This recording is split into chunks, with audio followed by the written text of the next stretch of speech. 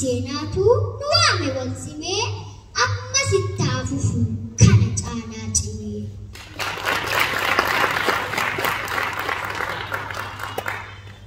Gochaa bisa galee mallattoo fi barruu daandii milkaa'inaatti akka baanu marruu salphatti ilaalinaa humnaaf gahee aartii kan beekee simateef akkum laattu bu'aartii kan barbaadde diigdee waan barbaaddes ijaarti.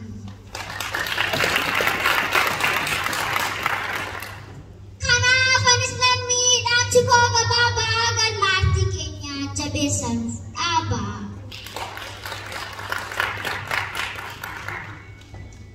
Aartiin afaan cimsaa, afaan seenaa cimsaa, seenaa saba cimsaa.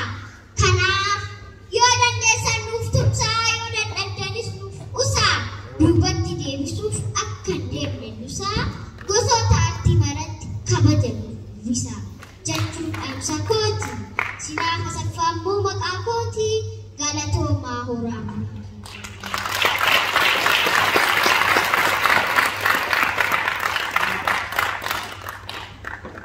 Sinaaf asafaa guddaa galateeffannaa otoo asirraan bu'in kennaa isii fudhatti Hiree Abduljabbaan Hussein Sinaafiif kennaa kenniti hamileedhaan hiree gara waltajjii kana simadha. Hamileen itti xiqqaataa.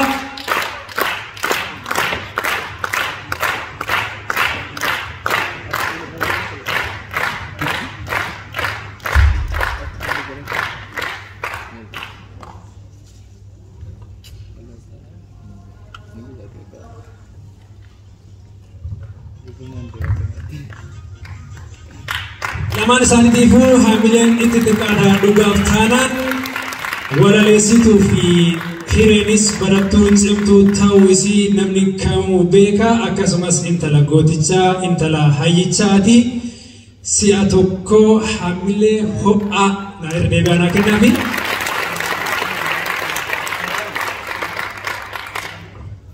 Lammadhaa jedhamta fakkaattu.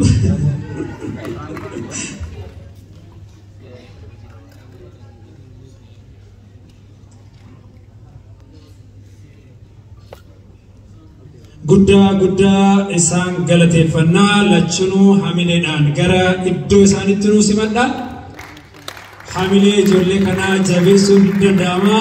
Hamilee sirriitti kennaa fi rabbii isin haa guddisu jedha du'aa godhaafi.